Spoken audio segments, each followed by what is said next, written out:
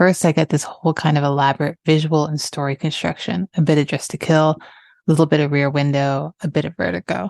The story tells about playing sardine and being behind the icebox. A lot of the stuff in the movie comes from obviously stuff I've lived. I mean, I played sardines with my brothers and I did get caught behind the icebox. I was in acting classes where you would see people break down on stage as the acting teacher tried to unlock their emotions. The way you people make movies, which you start with characters and build outward, I start with construction and then fill it in. I'm driven by unrealistic ideas. You have to get the actors to ground it and try to make it seem real. So you got to get the audience grounded with the actor. Those are words from the king himself, Brian De Palma, on his 1984 film, Body Double.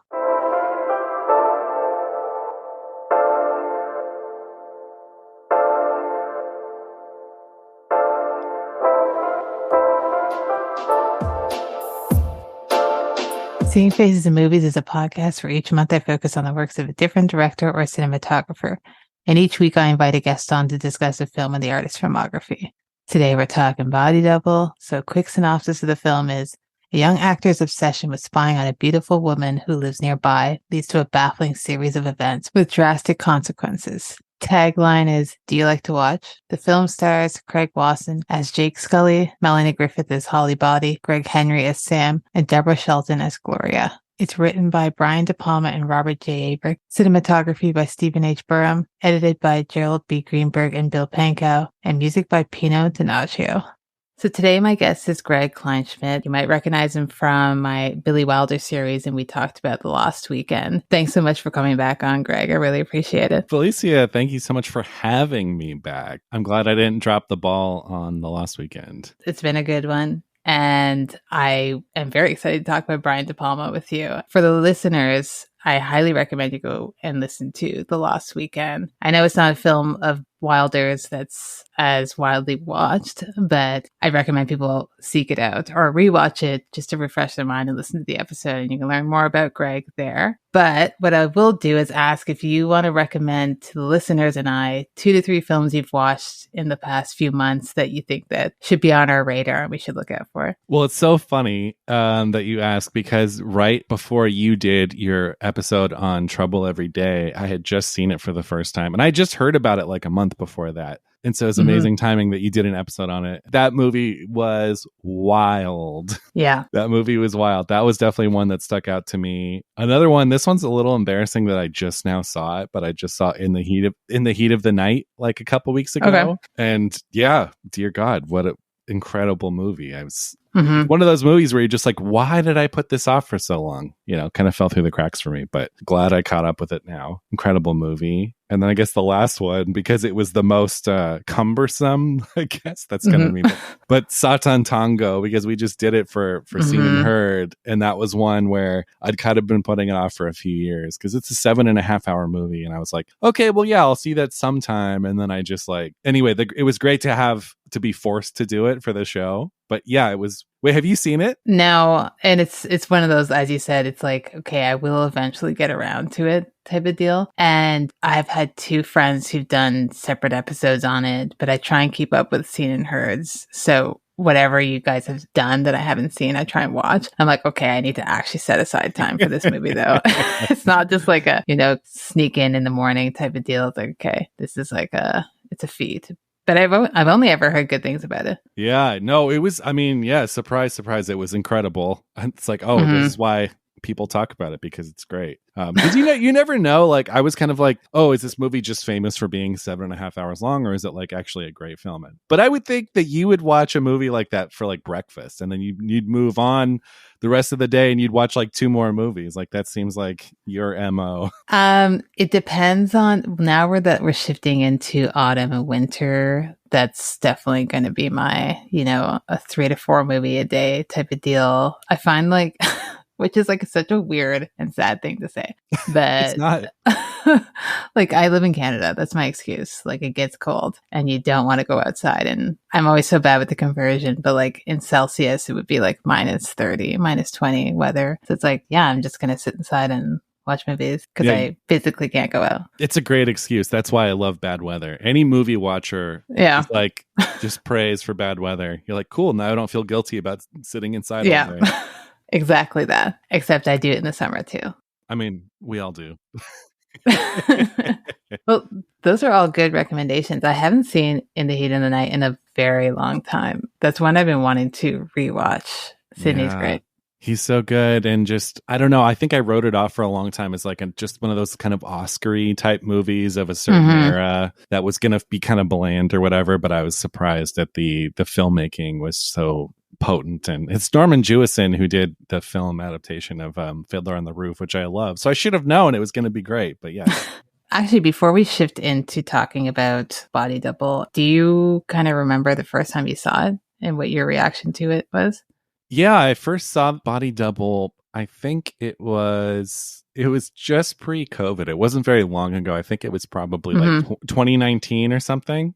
I saw it because there's this great British Blu-ray label, Indicator. I think you know them, right? You have some of their stuff? Oh, yeah. So I was like going through their stuff because they have sales all the time and, you know, stuff is pretty cheap. And I'm a big De Palma fan. And I hadn't heard much about Body Double, but I saw that they had a De Palma and I was like, add to cart. So yeah. I first saw it, like 2019, and I just kind of threw it on, not really knowing what I was getting into. And that's all I'll say for now. I kind of saw it later on also. It would have been one of the later De Palmas that I had seen for some reason, and I don't know why. But I finally was like, okay, it's time to sit down and watch. I think I had watched Body Heat, and then I watched Body Double. I don't know why. In my mind, I just kind of associated them. I was just like, this is one of the greatest things I've ever seen in my entire life. Like, it just blew my mind, which we will get into. I'll read a few fun facts about it. The first one is De Palma originally planned for this to be the first Hollywood film to boast unsimulated sex scenes, but the studio was like, absolutely not. We're not doing that. So they put their foot down. He also shot the porn scenes in this film himself, so that's his way of getting around that. Another one that I found funny, and I don't know that I fully remember this, but the book, American Psycho, Patrick Bateman, this is one of his favorite movies, and he rented it over 37 times. So I've actually read that book and seen that movie, but I had zero recollection of him saying that. But it also makes sense. De Palma got the idea to direct Body Double after working with the Body Double for Angie Dickinson shower scene in Dress to Kill. I find with the films that I've been doing of his, there's always like a link where he's like, oh, I got this idea from this movie and that, so on. But there's always just like, he does something on set where he's like, oh, this will make a great movie. And in my opinion, it does. Another one is that Columbia had given him a 3-picture deal after the success of Scarface. But because this movie bombed, they canceled the other 2 movies afterwards. That's so unfortunate. Sad. I know. Yeah. But I mean, he obviously went on to, again, in my opinion, make a lot of great work. But it's funny because even Blowout was a huge box office bomb. And now it's considered one of the greatest movies of all time. Ahead of its time. Yeah, I guess the last quick fun fact is that the set for the Frankie Goes to Hollywood sequence was also used in the Fright Night nightclub scene. I've never seen Fright Night. Okay, you would like it. It's really fun. Yeah, it's great. It's been I know that they also did a remake. Wasn't it with like Colin Farrell or something? Yeah, I didn't see that one. No, but the original one with Chris Sarandon is pretty. It's a good time. It's a good time. And my sister is obsessed. She thinks that Chris Sarandon is so steamy in that movie. Oh, yeah? Oh. It's a good time. Yeah, it's worth it. I'm going to have to add it to my list then. Well, if you're ready, I'm ready to talk about Body Double. Let's do it. This is essentially a movie about movie making and all the people involved in movie making. And he's using the tools such as the facade of creating a film, being on set, actors and struggling actors. We've got Jake Scully, who's our antagonist who we're following. He's a struggling actor. He's in need of a home. He's in need of a steady job. He gets the opportunity to house sit, and the story follows from there. But it starts off with a movie within a movie, which is Vampire's Kisses, which he's filming. And that's where we discover that he is claustrophobic. It's important right off the bat to start off with that, because I'm not sure how you would introduce his claustrophobia without it being like, we're going to start off with him as a kid and go from there with like a flashback. So how do you feel about the introduction of him filming the film and breaking that kind of wall? And then we get into his story. I think it is such a striking opening. And that was the first thing when I first saw this movie, and you had that opening scene, and it's a cemetery, it's that set. And of course, like the font is this like horror movie font, but the horror movie font is like bleeding away to like a regular white font. And it has this great feel to it. The way the camera tracks over the cemetery and comes down, and you see him in the coffin, and then he turns towards the camera and he's showing his fangs, and then he just holds it, he freezes, and you see tears run down his face. Immediately when I saw that, I was like, what is this movie? Like, what a way to start a movie. And I think you're right, like a lesser filmmaker would have just done like a flashback or something, or he would have said in some exposition to like the Greg Henry character, like, oh yeah, I'm claustrophobic. But like, what a striking way to do it. Like, De Palma is such an image guy. He's such a like visual storyteller. And I think it's like perfect. It's the perfect way to start this movie. I agree. I mean, he's always been very honest about the fact that he's more about the visuals. The script is always second. And he writes like basically all of his stuff. He wrote this himself, which is not a thing that you see as often anymore, or even at the time you weren't getting writer-directors as often, especially ones that are like outlandish like this. And this is very much a visual film because you have to pay attention to what's happening. And it's lying to you in a sort of way, and like deception, because it's kind of mirroring what actors do if you want to go that route of just they're playing a character. So we get a lot of instances of them being on set. So we've got the first one of Vampire's Kiss, and then later on we'll talk about when Jake and Holly meet as well. If we want to talk about the deception and the doubling of this film, we've got a lot of people pretending to be other people. So Jake is usually just himself up until a certain point, but we've got Sam he's introduced to, who is a struggling actor as well. He hears that Jake needs a place to stay. He says, hey, I need to be out of town. For an acting gig, do you want to house sit for me? Or for the house I'm house sitting for? And he sets it up, everything for him. He's like, you got to water these plants after 6 every day. Oh, there's also this show that this woman puts on, essentially. Clockwork every time. I don't know, maybe I just was so like enthralled in the film when I was watching it that I was just like, oh, this guy's just like, he's a really good guy. He's just setting him up, a little pervy, but I didn't question him at all after that first scene. So how do you feel about Sam's introduction? Did you kind of feel something about him, or did you kind of just were going with it with Jake? No, I was just going with it. I think Greg Henry is such an unsung character actor. I always love seeing him pop up and stuff. And he has such a great look for this part of like the Hollywood actor that's kind of kicking around, that books things from time to time, who's house sitting at this like really cool house in the hills and stuff. Honestly, yeah, I mean, it's always in these kinds of movies, it's always like the last person you expect, right? And I think he's like the least unassuming. Like he just seems like a good guy. And when the first time I saw this, I was not expecting him. No, when you do find out and you watch it again, you're like, okay, I can see his face.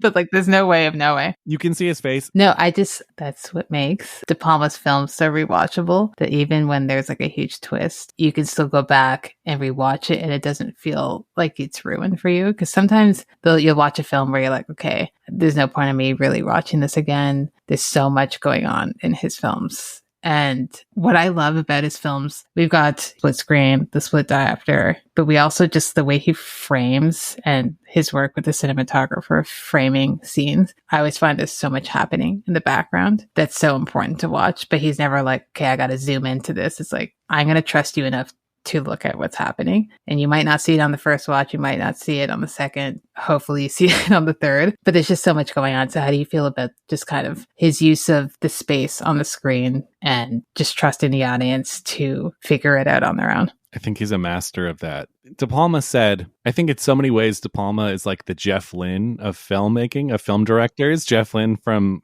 ELO, because ELO, his whole thing was like, I'm going to continue what the Beatles started and just run with that. And that was his whole thing. And of course, like, I'm a big ELO fan, but like, it is very Beatles-esque music, but he just takes it further, right? Well, not further in a psychedelic way, whatever, but that's De Palma's whole thing of it's like, he wants to take Hitchcock stuff and take it further, because Hitchcock was constricted by censors and, you know, the Hays Code was in place and everything. So Hitchcock could only imply things. It wasn't until the end of his career when he was doing stuff like Frenzy that he could actually put an R rating on there and show people it was, you know, much more graphic and stuff. But I think De Palma is such such an like unmatched master of composition. And he has such a way of doing it too. It's exactly what you said. It's not quite like a tableau, but it's like he gives you exactly what you need to see, and the image is like so rich. And he does do everything in this movie outside of like his signature split screen, but he does do the diopter and he does all of his other De Palma tricks. I feel like just not the split screen. And I was like,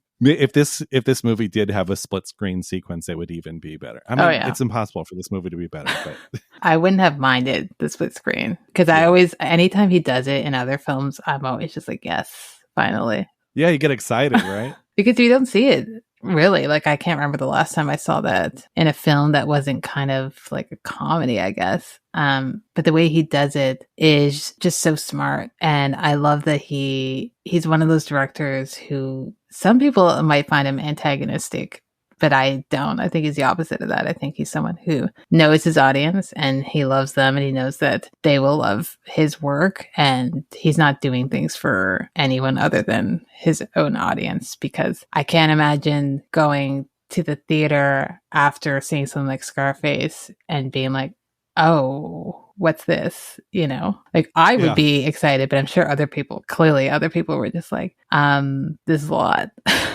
What are your thoughts on Scarface? I really like it. I know that people don't love it, but I, as a kid, saw it a couple times on the double VHS, which is, you know, dating me also. But one day when I was in university, I think it's when they released, it must have been like the anniversary or something, and they had like done a restoration of it, and we skipped class to go see Scarface. And we were like, well, we're going to see a film, so it's fine if we're skipping class. And it just blew my mind. I just could not believe how beautiful it looked. And from then on, I just am a Scarface apologist. It's not my favorite. I wouldn't even say it's in the top 5 of his, maybe, but I do like it. Do you like it? Yeah, I think we're on a similar page. I also saw it I think it was for the 20th anniversary. So it was in 2003. I was in high school. It came out in theaters and I had waited to see it. And so my first viewing experience was like in a multiplex theater in the small town I grew up in. And yeah, it also blew my mind. So I think in a lot of ways, I'd seen The Untouchables before that, and I'd seen the first Mission Impossible, but it was like the first De Palma movie that I like really loved. But I also agree with you, like it's great. And I also don't understand why people bash it, but it's also doesn't quite make my top 4 or 5 De Palma, because he's just such a strong filmmaker that, yeah. Yeah. Side note before we get back to Body Double, have you seen Greetings or Hi Mom? Okay, I have this like Arrow Video has a set. It's called De Niro and De Palma, the early years or something. I have it on my shelf. I'm looking at it right now, and it has those movies in it, but I haven't watched them yet. I only watched them for the first time this year, and like I've been telling everyone about them. They're so good. Maybe prefer Hi Mom a little bit more, which is the second one, but there's both. They just blew my mind. I kind of put them on being like, you never know with the earlier what it's going to be like. And I think Hi Mom is one that should be talked about and like studied. Yeah, no, I've only heard great things about it. I'm excited to see it. Yeah, they're good. I do want to get that box set. I got to put that on my holiday wish list. Nice. With Body Double, we're kind of placed as co-detectives with Jake because we know just as little or as much as he does. It's not like something like A Dress to Kill where we kind of know a little bit more than the audience does, or some of his other films we're kind of given the same amount of information. We're following the characters just as he's following him, the other characters as well. So how do you feel about, us being placed in that situation of we're trying to figure out, and the camera lying to us sometimes, the story lying to us sometimes, and the twists and turns. I feel like this just the right amount of twists and turns. The ending we can talk about too, if that's just a turn too much or the right amount. That's a good question. I think it has just enough twist. I always get mad when a movie has too many twists and turns. Like it's always about having the right amount, and I think this movie does. And I don't think any of the twists or turns unseats anything that came before it. And I do because like you said, there's 2 movies. It's one where the audience is ahead of the protagonist, and you show them something that they don't know yet. And then there's a movie like this where you're seeing the movie through his eyes, through Jake's eyes. It's why earlier you said everyone's pretending to be someone. I think Jake is pretending to be a normal person and not a total skeevy sex pervert. Yeah, that's true.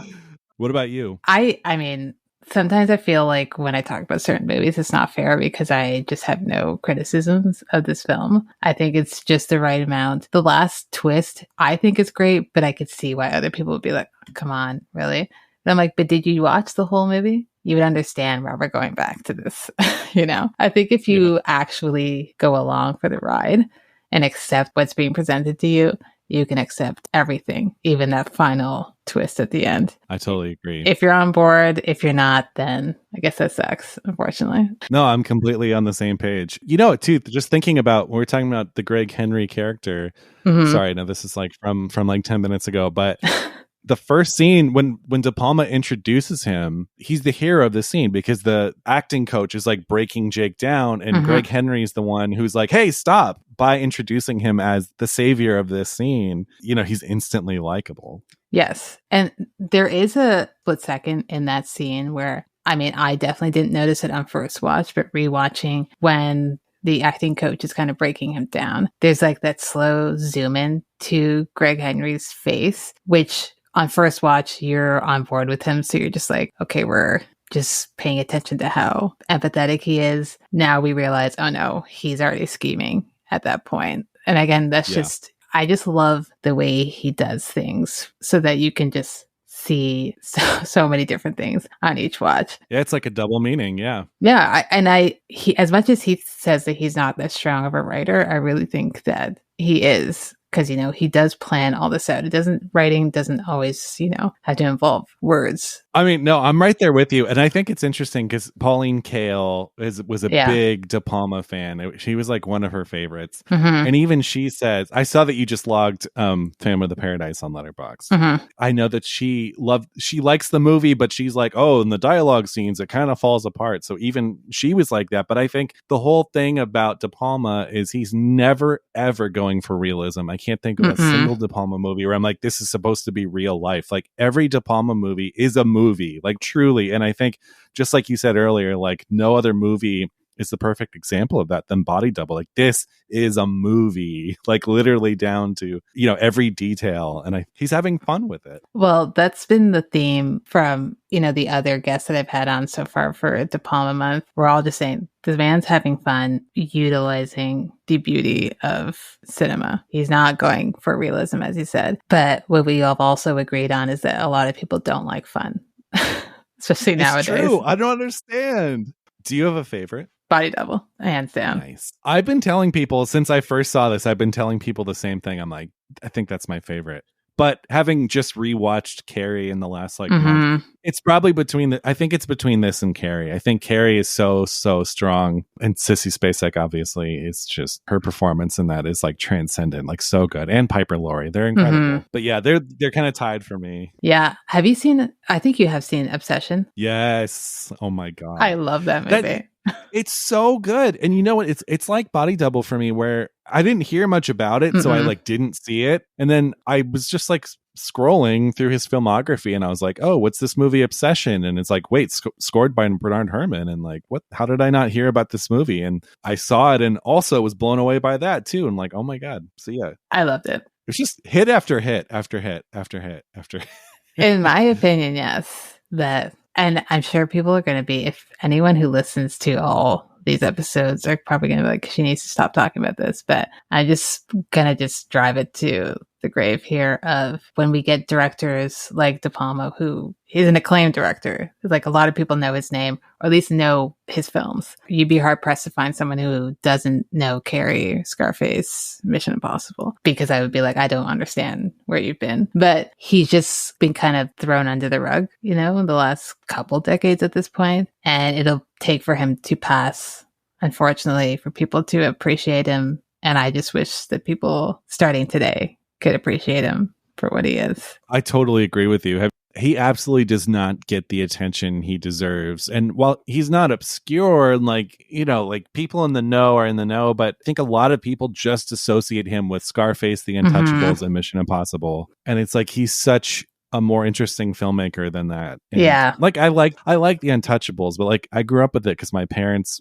loved it and would always watch it. And it's perfect. It's a perfectly entertaining movie, but it's like, that's not why I love De Palma. Like Body Double is why I love De Palma. Blowout, Carrie, like those are the real De Palma movies. Yeah, I agree. Like those movies are obviously well made, but in my mind, they don't scream De Palma to me. You know, I want shower scenes and I want boobs. That's what I want. Exactly. People soaping up and stuff. Yeah. Are you a Hitchcock fan? Yeah, I am. I was going to ask you how you feel about, because that was one of my points. Obviously, he's already said that he's a Hitchcock fan. Whenever you read anything about his movies, people automatically bring up, oh, this is like this Hitchcock movie and so on. How do you feel about that? Because sometimes I find it can be a little patronizing because everyone's inspired by other people. Hitchcock was not made in a vacuum. He was obviously inspired by other people. I think De Palma does his own thing with the inspiration of Hitchcock, but I don't know how you feel about it. It's one of those things where I remember the first time I saw Dressed to Kill, I was really into the movie until the reveal. And I was like, wait, what? Without giving it away here, if people haven't seen it, because I know you have an episode on it. But I felt cheated because I was like, that's straight out of, a certain Hitchcock movie.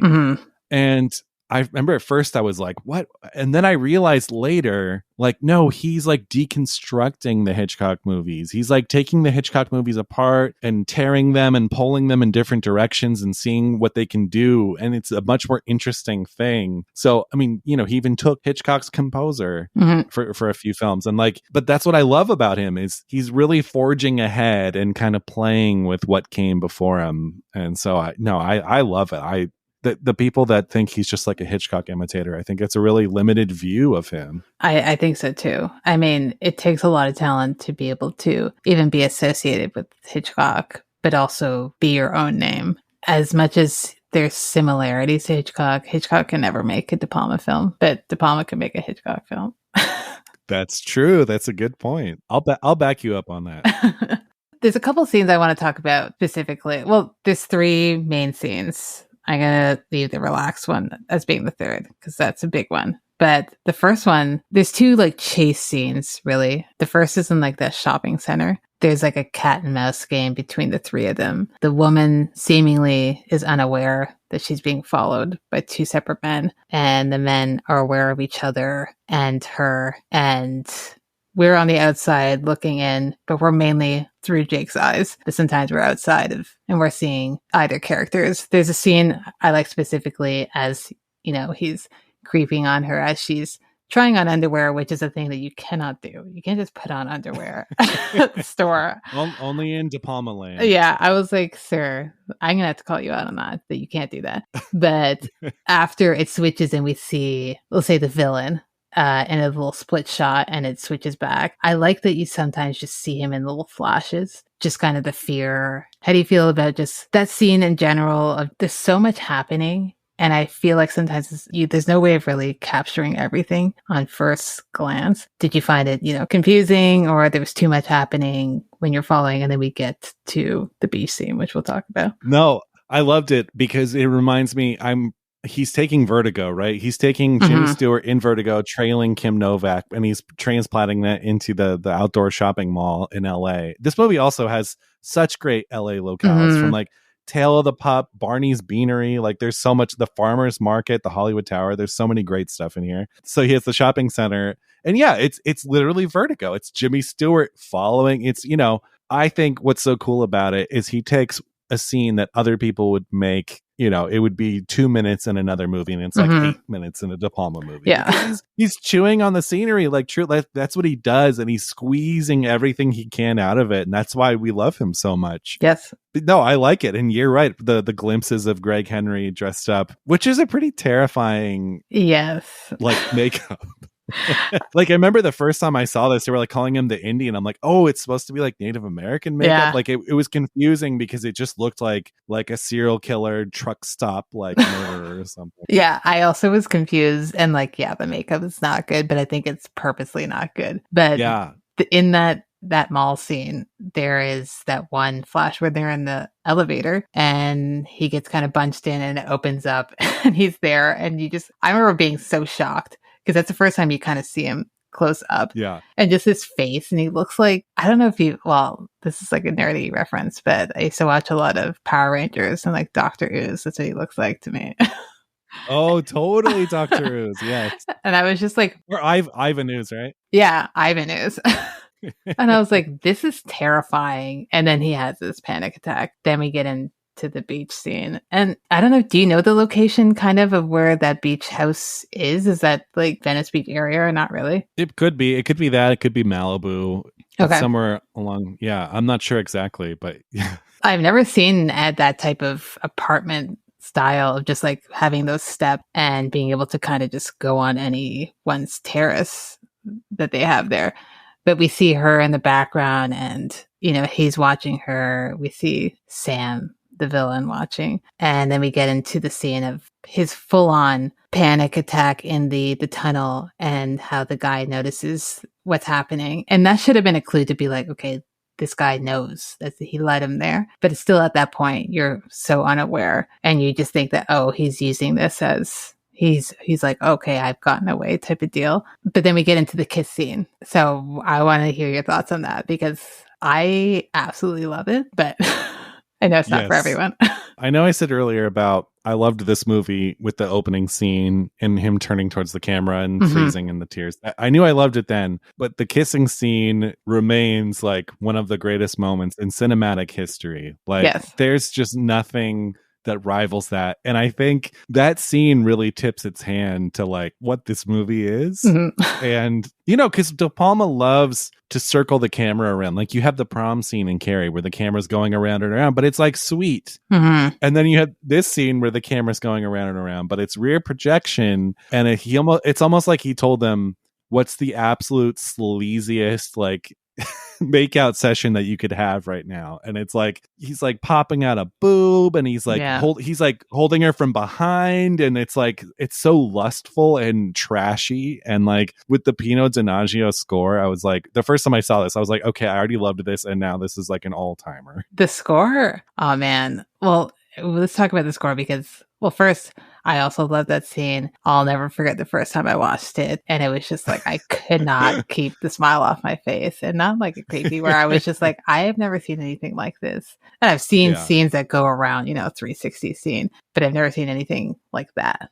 It just is like, if you don't like that scene, then I don't know how you could like De Palma, because that's him to a T. I think that's the definition of De Palma. Is that scene specifically, but the score, because there's not that much music through this film, that's kind of that main theme that we get that usually involves either Gloria or Holly. And I think it's just so beautiful. It kind of gives me a Twin Peaksy type vibe. Totally. Like that telescope theme. It's just great. I am obsessed.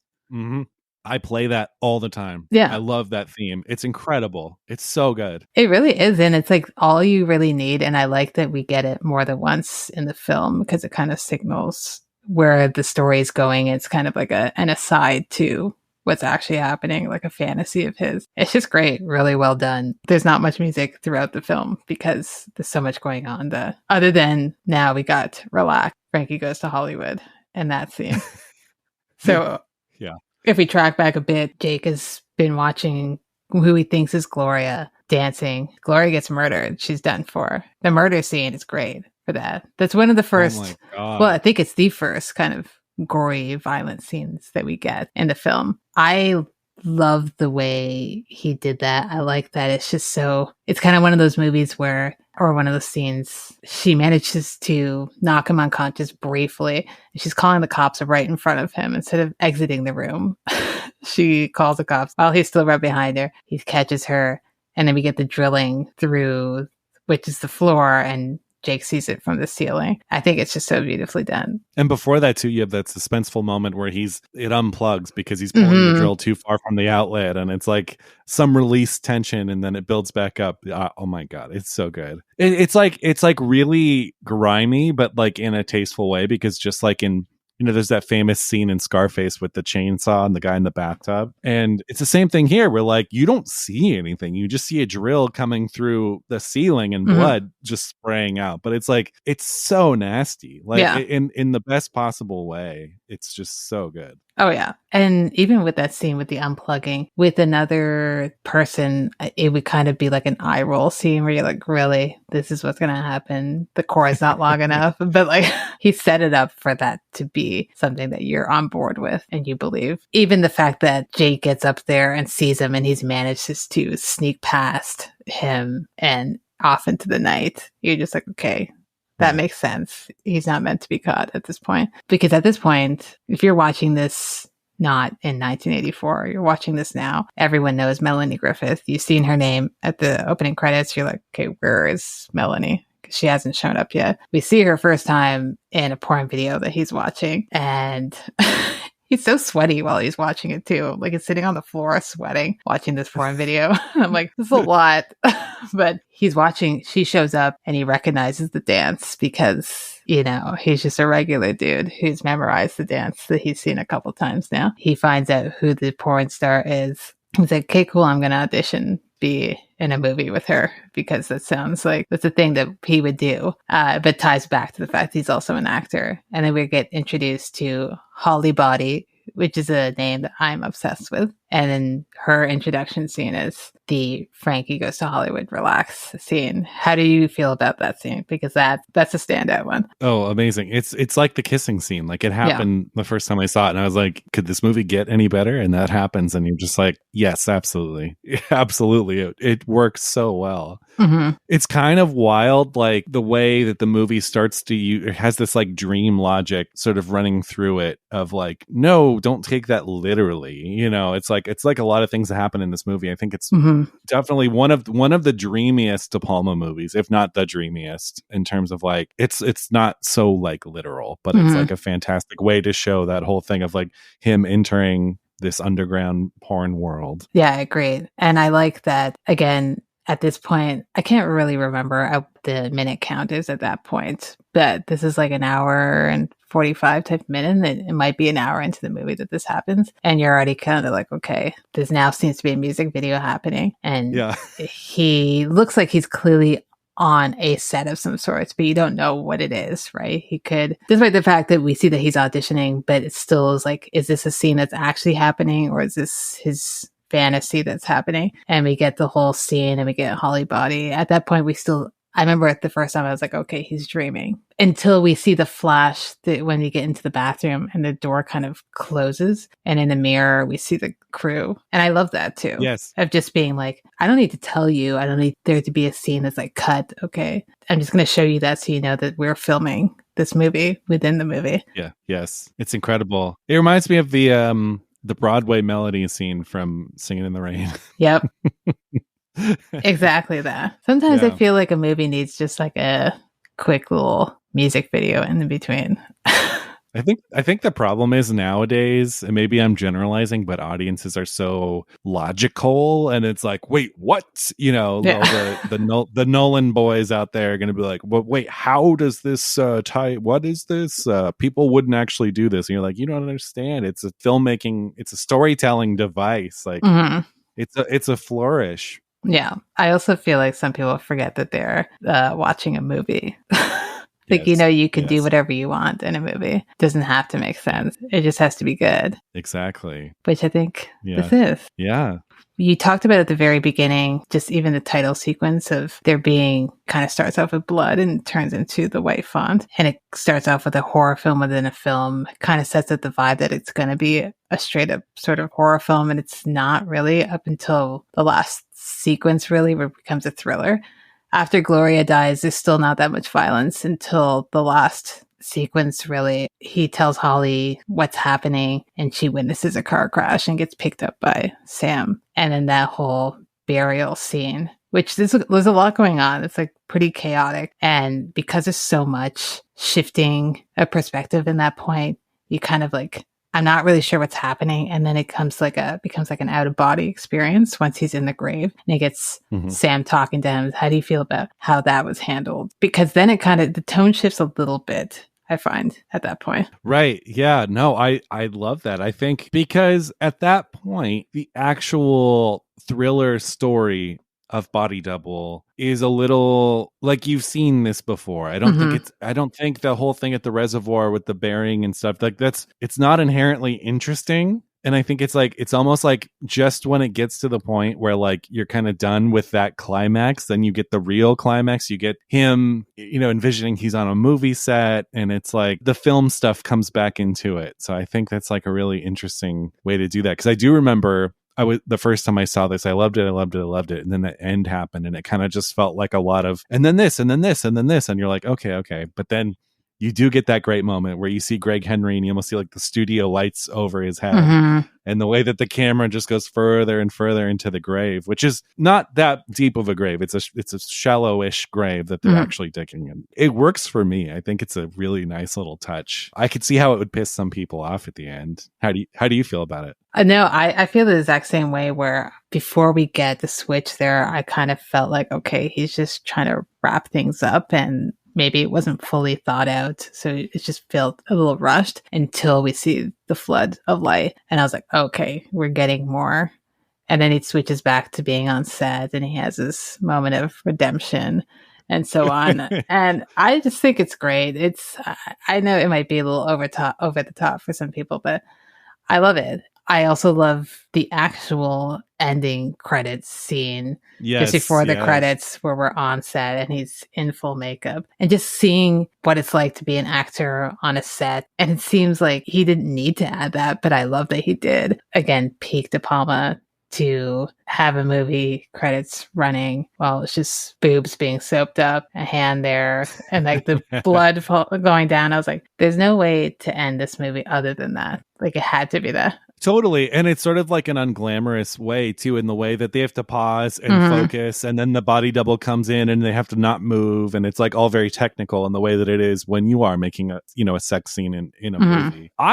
Part of me thinks that the whole movie is like a fever dream of his. I know, if I read the Wikipedia article, and they say like, and then he gets, after the reservoir stuff, it's like, and then he gets rehired on that movie, and like that's the end. I'm like, I don't know that it's like that cut and dry. No, I don't think so either. There's no way he would get rehired on the movie. I do think it's just sort of like some fever dream he had from the very beginning. Him being stuck in the grave initially, just him having that time to imagine all these things and getting to the point where he gets the courage to push through the casket or so on. There's also that flash of scene that we see of Holly on set.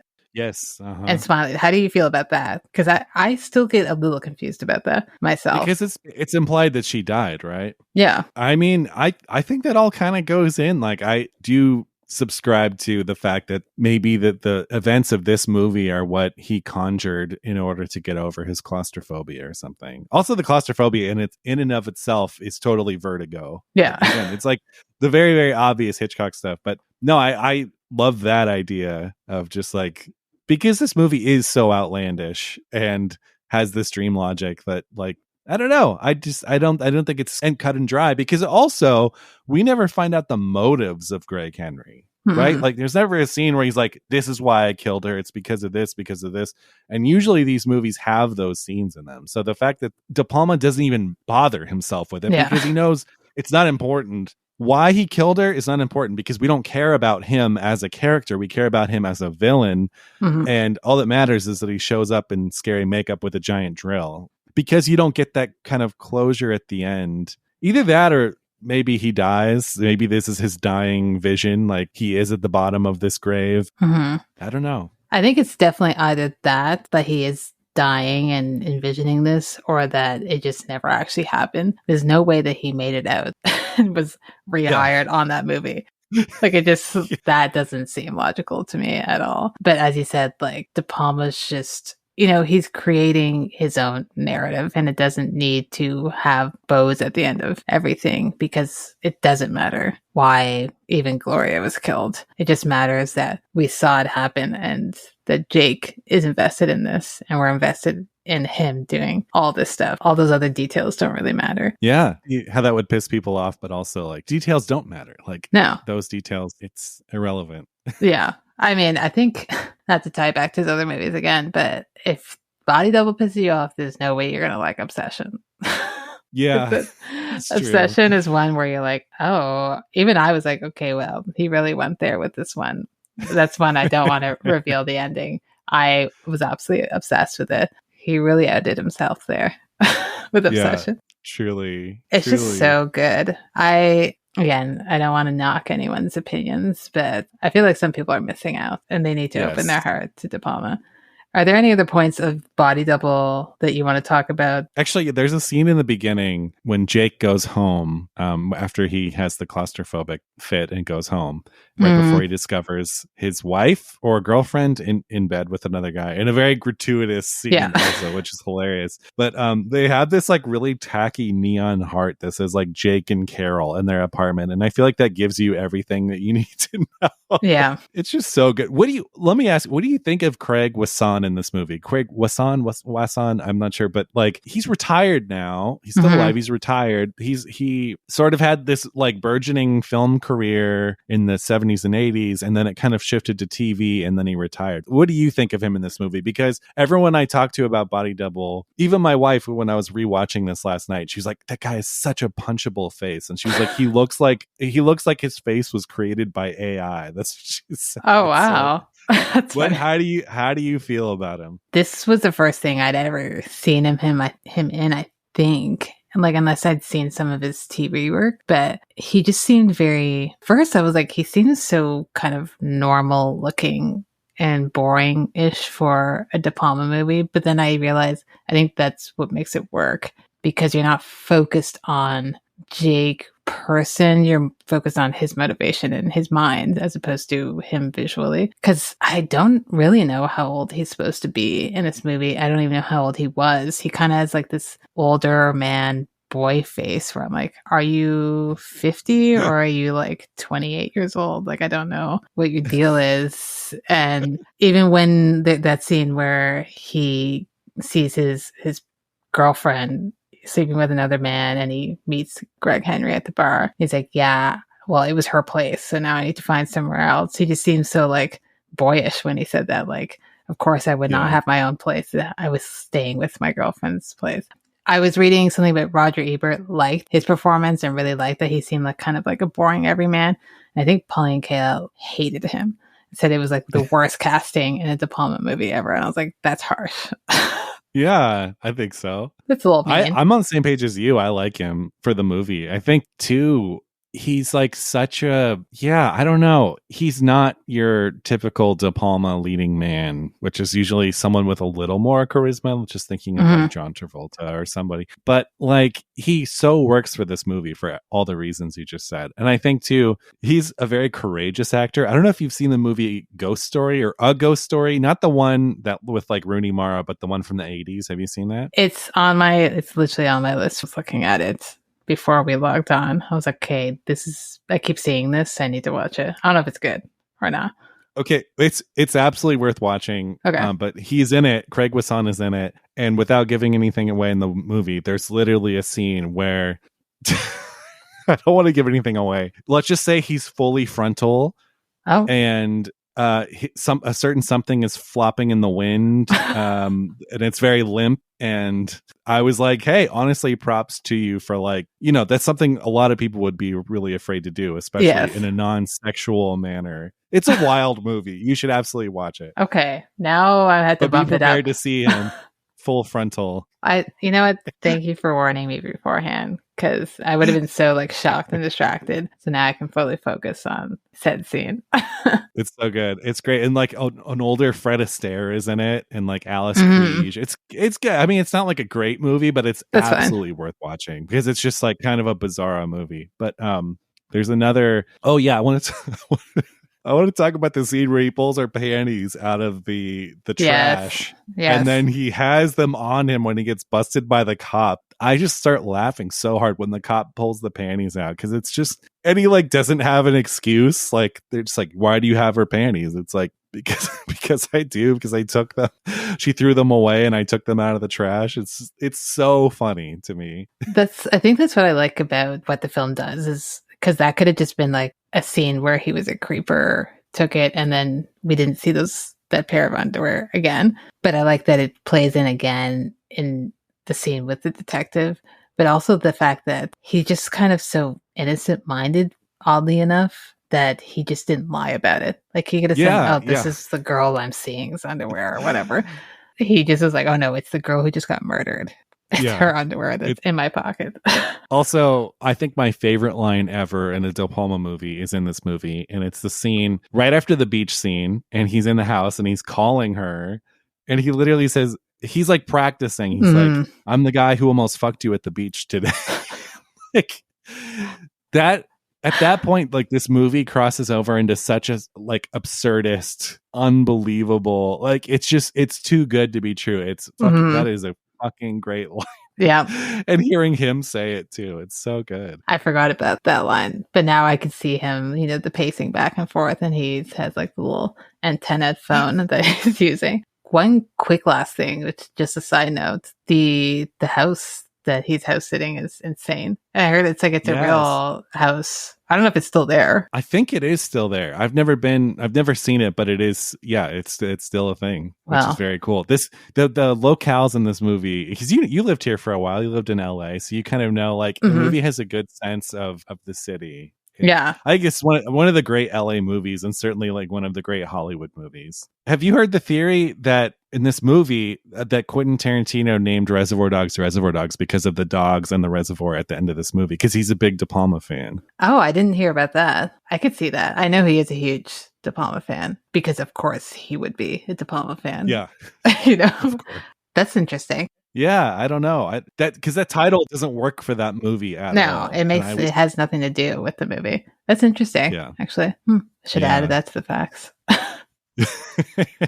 Well, I have one other story associated with this movie. So I worked for a producer, and I remember going into his office one day, and he had the helmet in there from Phantom of the Paradise, and I was like, "Oh, Phantom of the Paradise!" And then he gave me this look, like, "That movie came out before you were born." I'm like, "I know, but I love the movie." And so I was in Sundance with him, and I was taking him to a screening, and we got to a screening like a little early, so we just parked the car. And I'm driving him. We parked the car, and we're just sitting, and it's nighttime, and it's snowing, and I'm like really nervous because I haven't had at this point like a lot of like FaceTime with him, like one-on-one. And so I'm just trying to come up with things to say to not make myself sound totally stupid. And I knew he was a big De Palma fan. So I was like, "De Palma, huh?" And he was like, yeah, De Palma. And then I was like, "How about that body double, huh?" And then he was like, he looked at me and he was like, "That was a weird one." So you get the sense this movie is so unloved, and I'm waiting for it to just be rediscovered. Like, obviously people know and love it, but I don't think enough people know and love it. And I think a lot of De Palma fans have slept on it or haven't seen it, or, like, it's weird to me. I have other people that I know who are also De Palma fans, but they don't talk about Body Double as often as they would other films of his, which is fine. Like, you can like whatever you like. But to me, this is like quintessential. Like, I think this is where you start and then you branch off with De Palma, in my mind. Like, I could watch this and every day. But I don't think I had. You said it was Arrow that released this one, or was it Indicator? No, this one, Indicator. Yeah. Okay, I need to get that one. I'm actually shocked that Criterion hasn't really. They only have 2 of his, but I don't know. Criterion needs to up their game. They do need to up their game. Yeah. Well, I think they have 3. They have Sisters, Blowout. Oh, Sisters. Yeah. Wait, what's the Sisters, Blowout? Dress to Kill. There's an old one. Dress to Kill. Yeah. That's right. But no, it's Indicator, and which is weird because they're a British label. So I don't know if this has actually been released in North America or not. That's a great release. Yeah. I like the Indicator stuff. Indicator's been one of my new favorite. Like, I find sometimes I like their stuff even more than Criterion and their covers. Like, they did, as a side note, to gush about The Swimmer, they did a box set, like a limited release, which I had to get. I was like, absolutely. That's like your favorite movie, right? It is. It's my prized possession. Anytime someone comes over, I'm like, "Look at my Swimmer box set." They're like, "I don't care." I could care less. And I'm like, well, it means a lot to me. So it's such a good movie. But if you're ready, I'm going to switch to the last segment of the show, which you've done before.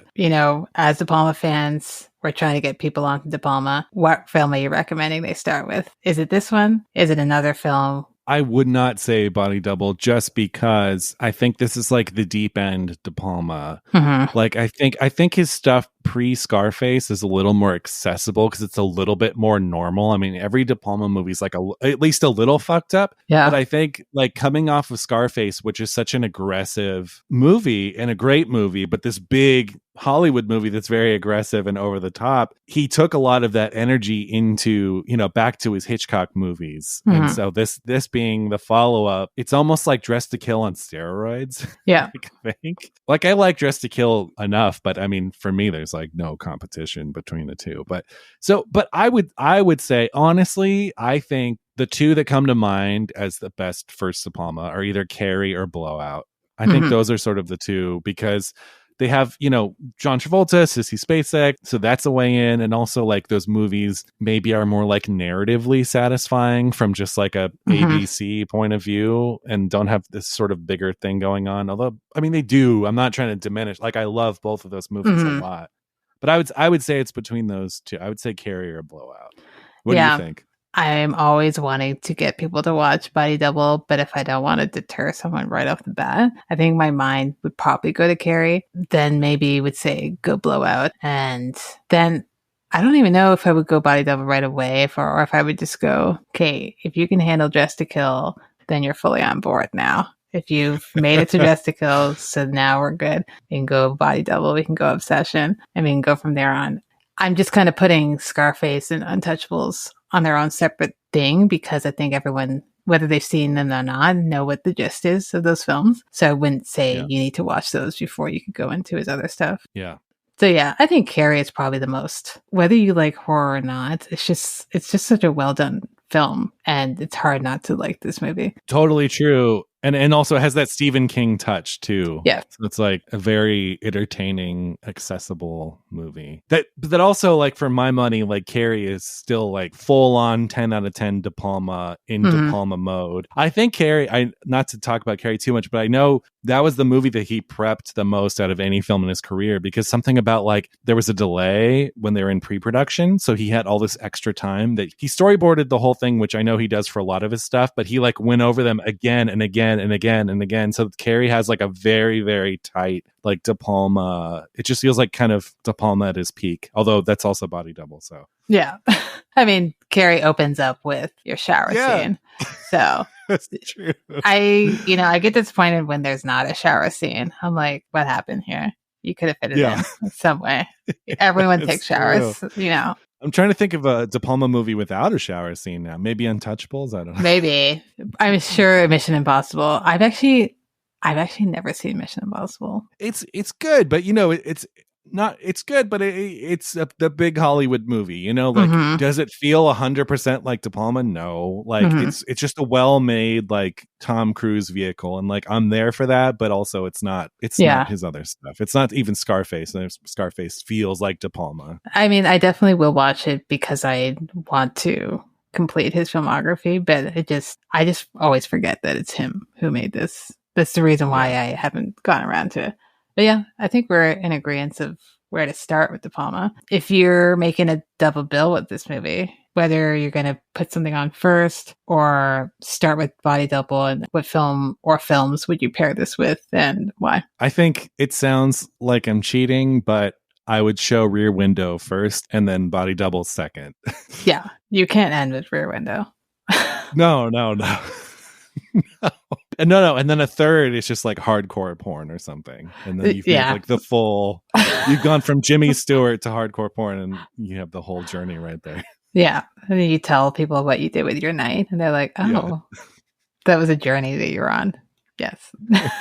What about you? I mean, those are great pairings there. I thought of Rear Window. I thought of like Peeping Tom, but then I thought of there's this film called The Prowler by Joseph Losey. It's 1951. Your fave. Yep. And I was like, oh, finally I get to, although I think maybe the last movie that we did, last weekend, I also did a Joseph Losey pairing. That's right.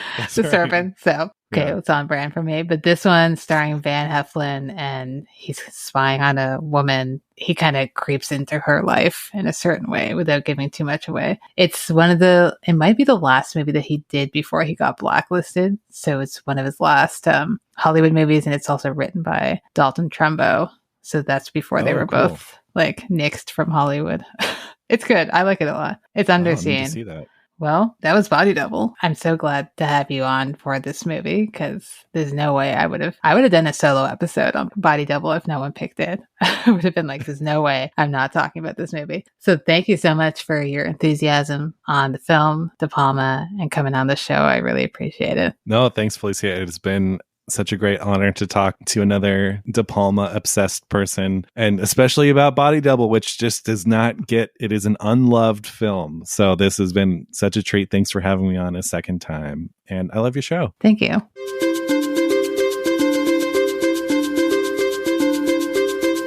Seeing Faces in Movies is an official podcast of the Royal Film Club. It's hosted and edited by Felicia Maroney. Intro music by Lamar Walker. And if you like what you heard, let us know at seeingfacesinmovies.com or send us an email at seeingfacesinmovies@gmail.com. And while you're at it, please subscribe and rate the show wherever you listen to your podcasts. And stay tuned for our next episode on Phantom of the Paradise.